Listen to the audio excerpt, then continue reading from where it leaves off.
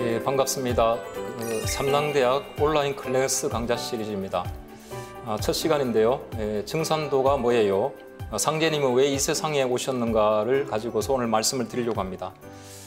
증산도는 도전해 보시면 동방의 한국 땅에 우주의 통치자 하나님께서 다녀가셨다. 그 우주의 주제자께서 강세하시어 새 세계를 열어주신 계획 진리다. 이렇게 정의가 되어 있습니다. 그 세상에서 국뽕이라는 말이 있고요. 또 한류라는 말이 있습니다. 국뽕이라는 것은 우리나라 것이 최고다. 이렇게 주장을 하는 거고요. 또 뭐 요즘은 또 국뽕 치사량이다 해서 너무 거기에 취해버리면 문제가 있다. 그런 얘기도 하고 있습니다. 또 한류라는 말이 있는데요. 한류라는 것은 우리나라 것이 최고인데 또 전 세계 사람들이 다 인정해서 따라하는 겁니다. 뭐 대표적으로 BTS가 있고요. 뭐 최근에는 블랙핑크 그런 아이돌 그룹이 있고 또 트로트 열풍이 불어가지고 제가 유튜브를 보다가 보니까 아프리카에서도 뭐 러시아에서도 우리 그 트로트 춤을 따라서 하더라고요.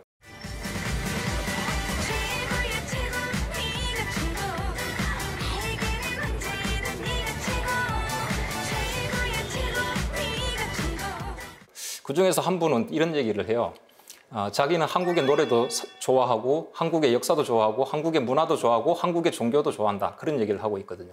그래서 제가 오늘 서두에 말씀을 드렸던 우주의 주제자께서 강세하셨다. 한국 땅에 이것이 과연 국뽕이 될 건지 전 세계 사람들이 다 따라하는 한류가 될 것인지 한번 알아보도록 하겠습니다.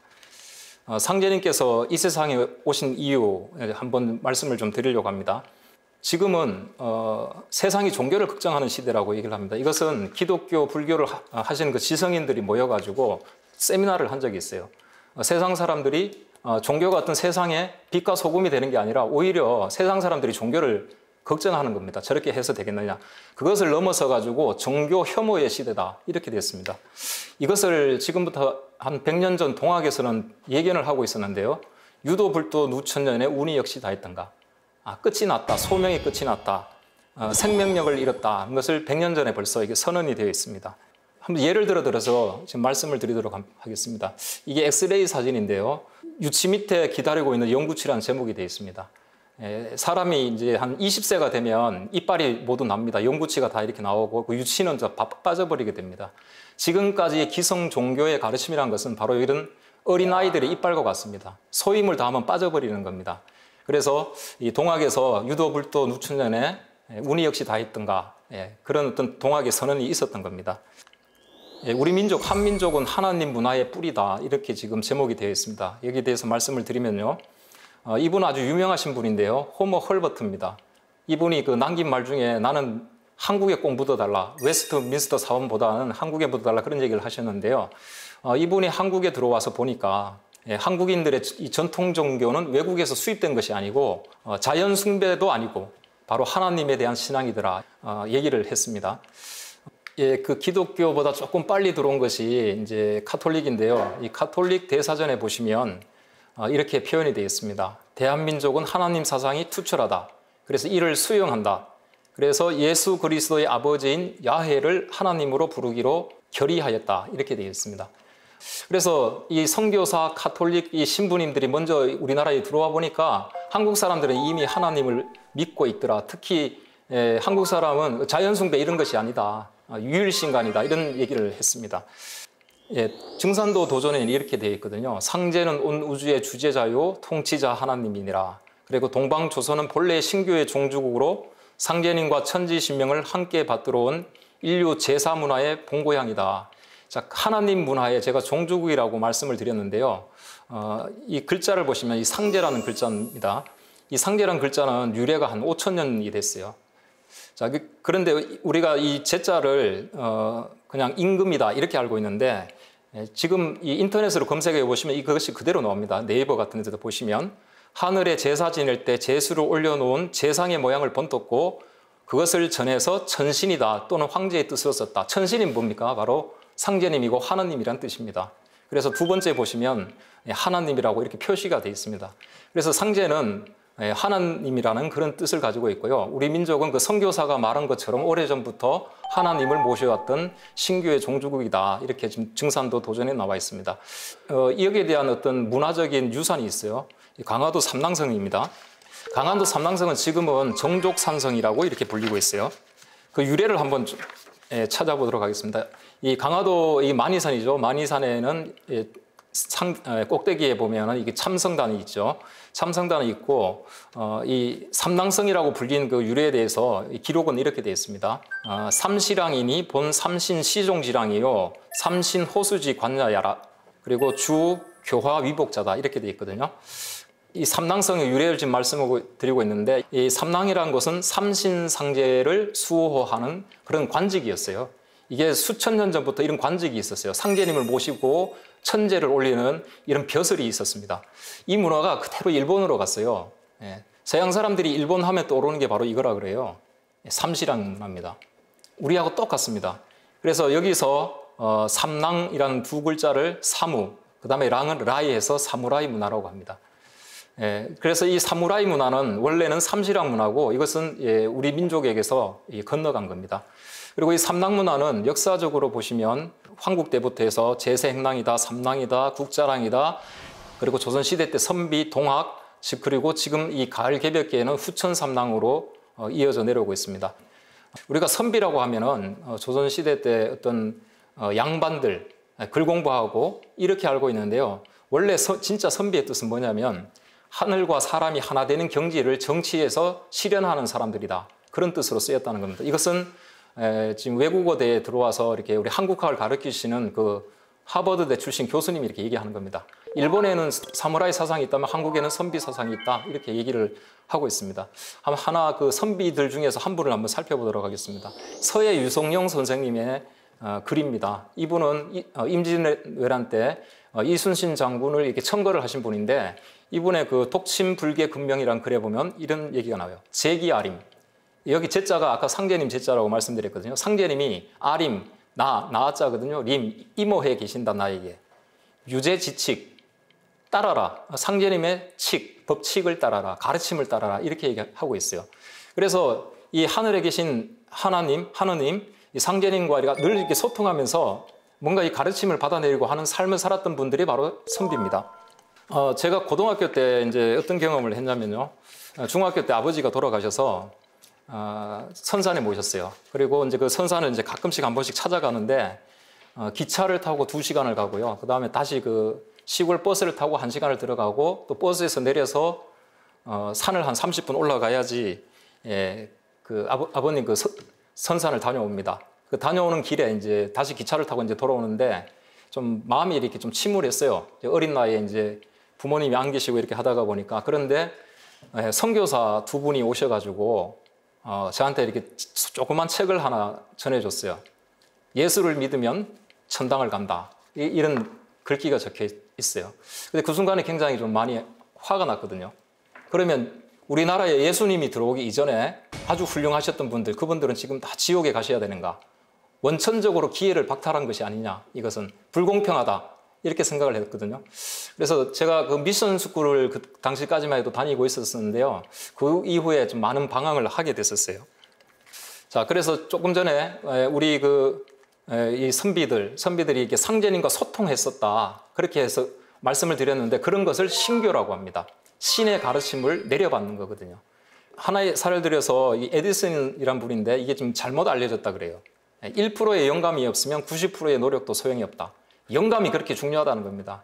신교의 가르침이 있어야지, 결정적으로는 신교의 가르침이 있어야지만 깨달음이 오는 거거든요. 또 아인슈타인도 그렇게 얘기를 했대요. 자기는 이성적 사고를 거쳐서 뭔가를 법칙을 이렇게 만들어낸 거 하나도 없다. 자신의 머리로 한 것이 아니다. 이런 얘기를 하고 있어요. 이런 것들이 바로 신교입니다. 역사 속에서는 어떤 하나님과 이렇게 소통을 하면서 신교의 가르침을 받았던 그 하나님 문화가 원래 있습니다. 지금 우리나라는 현재 국교가 없어요. 고려시대 때는 불교가 있었고 조선시대 때는 유교가 있었는데 지금 대한민국은 지금 현재 국교가 없거든요. 그런데 조금 전에 얼마 전에 대한제국에는 국교는 바로 상제님을 모시는 거였다 이렇게 얘기를 할 수가 있어요. 왜 그러냐면 애국가의 첫 구절이 바로 이게 나와요. 상제는 우리 황제를 도우소서 이렇게 나옵니다. 영국에도 가보면요. 영국에 국가가 있어요. 애국가가 있는데 거기도 보면은 God save the king 해가지고 하나님 여왕 폐하를 지켜주셨어 이렇게 나와요. 그래서 자신들의 어떤 국교의 신을 갖다가 그 애국가의 맨 앞에다 넣습니다. 영국에서는 가드라고 하고 이 대한제국에서는 상제님이라고 했거든요. 그래서 대한제국 때까지의 국교라고 하면 상제님을 모시는 것이, 즉 하느님을 모시는 것이 국교였어요. 그 성경에 보면 이래 되어 있습니다. 여호와를 경외함이 지식의 근본이라 이렇게 되어 있어요. 그런데 여기 대구의 개성고등학교예요. 개성고등학교 이 구절을 어떻게 적어놨냐면은 인해상제 지지본이다. 상제님을 경외하는 것이 지식의 근본이다. 이렇게 번역이 되어 있어요. 예, 여기도 보시면 여호와를 지금 상제님으로 이렇게 바꿔서 이렇게 얘기를 하고 있습니다. 그래서 이 상제님은 이렇게 우주의 통치자 그 하나님인데요. 이 상제님에 대해서 우리가 잘못 알고 있습니다. 어떻게 알고 있냐면 여기 지금 그림이 두 장이 나와 있는데 왼쪽에 보시면 염라대왕이 있어요. 상제님은 염라대왕의 라이벌이다. 염라대왕은 인간 세상을 괴롭히고 상제님은 그걸 구원하고 이렇게 지금 돼 있고요. 또 오른쪽에 보면 선녀가 나와 있어요. 선녀들은 춤을 추고 상제님은 그 옆에서 술을 마시는 그런 분이다. 이렇게 지금 잘못 알고 있거든요. 이것이 왜 그러냐면은 저희가 뿌리를 잃어버려서 그렇습니다. 이건 안훈산 태상종도사의 말씀인데요. 부치하처 소종래. 자신이 어디서부터 생겨서 사는지를 모른다. 근본을 모르고 내 뿌리는 망각한 채 남의 나라 종교만 꼬다믿고 살고 있다. 나의 뿌리를 잃어버리기 때문에 이런 현상이 나타난 거죠. 남의 나라 종교를 꼬다믿고 있다 이렇게 말씀하셨는데 서교를 한번 보도록 할게요. 주기도문이에요. 주기도문에 첫 구절이 제천오부 함자로 되어 있습니다. 제천, 하늘에 계신 나의 아버지. 아버지로 이렇게 되어 있고요. 영어로 된 거 보겠습니다. Our Father in Heaven, 하늘에 계신 나의 아버지. 여기도 아버지로 되어 있고요. 자, 그래서 서교는 하느님을 뭐라고 하냐면 아버지 파더라고 합니다. 또 카톨릭에서도 마찬가지거든요. 신부를 파더라고 해요. 아버지라고. 그러면 아버지라고 하면 보통 이런 모습이에요. 이건 영화의 한 장면인데 흐르는 강물처럼이라면 영화입니다. 영화의 한 장면을 보시면 아버지가 아들에게 낚시를 가르쳐주고 인생을 가르쳐주고 이렇게 합니다. 나의 삶 속에 이렇게 함께 하시는 거거든요. 이게 맞다고 생각이 돼요. 그런데 지금 어떻게 돼 있냐? 파더, 아버지를 창조주로 이렇게 지금 얘기를 하고 있어요. 집에 가서, 내가 지금 집에 들어가서 아버지를 보고 창조주시오 이렇게 얘기하면 아버지가 깜짝 놀라시죠. 아버지는 아버지일 뿐입니다. 이렇게. 그래서 지금 우리가 이 하나님에 대해서 너무 잘못 알고 계세요. 있는 거죠. 창조주면서 초월적인 존재고 내 눈앞에 나타나지 못하시는 분이에요. 이렇게 돼버리면요. 나랑 관계가 없어요. 이렇게. 그래서 원래 이 아버지는 내 삶 속에 들어오시고 같이 고민하고 같이 건의하고 가르쳐 주시는 그런 분으로 인식이 돼야 되겠습니다. 종교 문화의 결론은 이제 상제님 강세다 이렇게 돼 있는데 이건 제가 비유를 들어가지고요.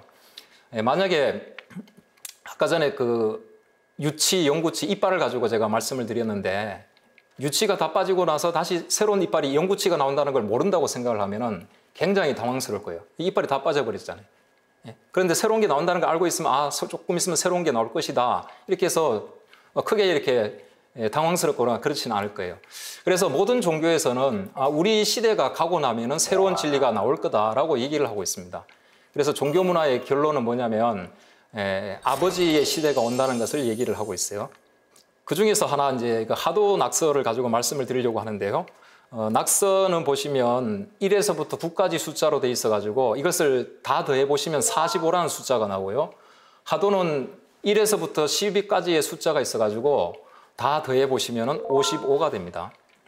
자, 그런데 낙서와 이 하도의 가장 큰 차이점은 낙서의 가운데에 10이라는 숫자가 이렇게 들어와 있어요. 10은 하나님을 상징하는 숫자입니다. 하나님을. 그리고 이게 십자가 문양인데요. 지구상에서 가장 흔한 문양이 십자가입니다. 이게 어떤 서구의 어떤 한 종교의 상징이다. 절대 그렇지 않습니다. 지구상에서 가장 많이 사용되고 있고요. 또 가장 신성시하는 또 문양이기도 합니다. 십자가입니다. 왜 그러냐면은 하나님을 상징하는 숫자이기 때문입니다. 이 천부경에서는 일적시거라는 구절이 있어요. 앞으로 십수의 시대가 온다. 하나님의 시대가 온다. 즉 유치가 빠지고 영구치, 평생 사용할 수 있는 그런 이빨이 나오는 그런 시대가 온다는 것을 천부경에서도 얘기를 하고 있습니다. 자, 그래서 제가 조금 전에 모든 그 기성 종교에서는 바로 이런 아버지의 시대가 온다는 것을 얘기를 해놨다. 당황스럽지 않게 그렇게 말씀드렸거든요. 요약해서 말씀드리면 불교 쪽에서는 미륵불께서 동방의 바다로 동쪽 바다로 둘러싸인 곳으로 오신다. 그리고 제철로진 유교에서는 상제님께서 동방 땅으로 오신다. 그리고 서쪽에서는 서교에서는 구원이 동방에 해 뜨는 곳에서 오고 있다. 이렇게 똑같이 얘기를 하고 있는 거예요. 영구치가 나온다. 우리의 시대는 다 있다. 동학에서 얘기하는 유도 불도 누천에는 운이 역시 다 있다. 예, 그런 것을 얘기를 하고 있는 거죠. 불교는 미륵이라고 말씀을 드렸는데, 미륵은 보면 저는 이제 미륵은 이제 특징이 두 가지다 이렇게 말씀을 드리고 싶어요. 하나는 이렇게 고뇌를 하고 있습니다. 인간을 갖다가 건지기 위해 가지고 참 많은 이렇게 생각에 잠겨 있는 싱킹 부다죠. 고뇌를 하고 있고, 또 한 가지는 서 있어요. 이렇게. 그리고 머리에 관을 쓰고 계셔요. 우주를 통치하시는 하나님의 모습을 가지고 있어요. 미륵이. 자, 그리고 우리가 이건 주역입니다. 주역에 이제 이건 뭐 복잡한데요. 그냥 요약해서 말씀을 드리도록 하겠습니다. 노란색 글씨만 보시면 제추로 오진 성원호간, 지는 동방야고 가는 동북지계하고 왈성원호가 있다. 이게 주역의 결론이라고 할 수가 있어요. 자, 이것을 그림으로 한번 보시면은 이렇게 돼 있습니다. 제출호진, 동방이잖아요. 동방에 여기에 하나님이 오신다는 거예요. 동방 땅에. 그 다음에 성원호간, 그 말씀은 이 간방에서 이루어진다. 이렇게 돼 있어요. 그래서 이게 우리 민족의 운명하고 같습니다. 우리가 저기 위에 만주 땅 저 위에서 거기에서 하나님 문화를 가지고 이쪽 한반도로 들어와요. 왜요? 성원 호간 말씀을 이루기 위해서 이렇게 들어온 거예요. 근데 그 역사는 보면 굉장히 고난의 역사죠. 그렇지만 이 하늘의 사명 천명을 완수하기 위해서 이 땅에 이렇게 들어온 거예요. 자, 우주의 통치자께서 이 땅에 단약하셨다는 이 얘기는 굉장히 받아들이기가 어렵습니다. 그래서 제가 거기 이유에 대해서 몇 가지 사례를 들어서 말씀을 드리고 있는데요. 한 가지 더 말씀을 드리겠습니다. 우주변화원리책에 이제 신기지물, 기립지물이란 말이 있습니다. 이 초목, 식물 같은 것은 기립지물이라고 해요. 기가 서 있고 스스로 움직일 수가 없습니다. 신기지물이라는 것은 인간처럼 자기 운을 가지고 있어가지고 스스로 판단하고 행동하는 그런 생명을 신기지물이라고 합니다. 기립지물은 지구 환경의 지배를 받아요. 이제 적도에 있던 따뜻한 지방에 사는 그 식물이 이제 남극이나 북극에서는 살 수가 없거든요. 그런데 사람과 같은 이 신기지물은 그런 것을 극복을 해냅니다. 그런데 여기 보시면 인신이나 동물도 지구를 중심으로 한 우주에서는 자기 호의나 독존이 가능한데 만일 우주 조건이 달라지면 인간에 대한 보증도 달라진다. 이런 얘기가 있습니다. 우주 조건이 달라지고 우주 환경이 달라지면은 인간도 자기 운을 가지고 있지만은 이렇게 생명을 유지할 수가 없다. 그런 얘기가 있어요. 그래서 우리가 우주의 어떤 변화 원리에 대해서 알 필요가 있습니다. 지금은 우주 가을로 넘어가는 대변혁기다. 이렇게 지금 돼 있어요. 그래서 우주에도 이제 봄, 여름, 가을, 겨울이 있는데요. 이거는 이제 다음 시간에 보면 이제 우주관이 있을 겁니다. 그때 자세히 알아보도록 하시고요. 결론을 말씀을 드리면 여름에서 가을로 바뀌는 그러한 때입니다. 그래서 지금이 이제 여름이다. 우주의 여름이다. 지금 인류 문명이 전부 이게 불의 문명이거든요. 전기, 뭐 컴퓨터, 자동차 모든 게 이제 불의 문명인데 이 극에 갔을 때는 이 여름철 극에 가서 이제 가을로 넘어갈 수 없는 그런 어떤 부딪히는 현상이 있어요. 그래서 한 가지 중간 단계를 거쳐서 넘어가야 되는데 이 불을 갖다가 다룰 수 있는 거는 단 한 가지밖에 없습니다. 예를 들어 금에는 이제 우리가 현실에서는 새거든요. 새. 불 속에 새가 들어가면 다 녹아버려요. 못 따라요, 불을 갖다가. 불을 다룰 수 있는 거는 딱 한 가지, 흙입니다. 자, 여기 보시면 지금 용광로가 있고요. 오른쪽에 있는 그림은 숯가마예요. 이게 1400도까지 올라간다 그러거든요. 그런데 이게 전부 흙으로 둘러싸여 있어요. 그래서 이 흙은 이 불을 갖다가 수용을 해가지고 뭔가 새로운 걸 만들 창조적인 역할을 할 수가 있습니다. 그래서 지금 인간 세상도 보면 인구도 굉장히 많고 이게 전부 다 불의 시대를 상징한다고 볼 수가 있어요. 역사도 보면은 원한이 가득 차 있고 전쟁도 일어나고 하고 있거든요. 불이라고 봤을 때 이것을 통제하고 조절하고 다스리시고 한 분이 우주의 토의 역할을 하시는 분이 우주의 통치자입니다. 그래서 이 상제님께서 우주의 통치자께서 인간 역사에 개입을 하시는 시기다라고 이렇게 말씀을 드릴 수가 있습니다. 이번 시간은 우주의 통치자 아버지가 오신다는 것을 얘기를 했습니다. 그래서 첫 번째는 제가 말씀을 드린 것이 운이 다 있다. 그래서 어린 치아가 빠지고 영구치, 이제 평생을 쓸 수 있는 그런 영구치가 나와야 된다. 그런 진리가 나와야 된다. 그래서 우주의 통치자께서 직접 오셨다. 그렇게 얘기를 했고요. 한국 땅으로 오셨다. 이것은 국뽕이 아니고 한류인가? 이렇게 제가 질문을 던졌거든요. 그래서 신교의 종주국이었다. 그리고 또 성원호간이다. 그래서 말씀이 간방에서 이루어진다. 그런 어떤 이치적인 측면도 말씀을 드렸습니다. 그리고 다음 시간에는 인간으로 오신 이 통치자 하나님 상제님에 대해서 조금 더 구체적으로 어떤 원리로 오셨고 또 어떤 삶을 사셨고 어떤 일을 하셨고 그 부분에 대해서 알아보도록 하겠습니다. 감사합니다.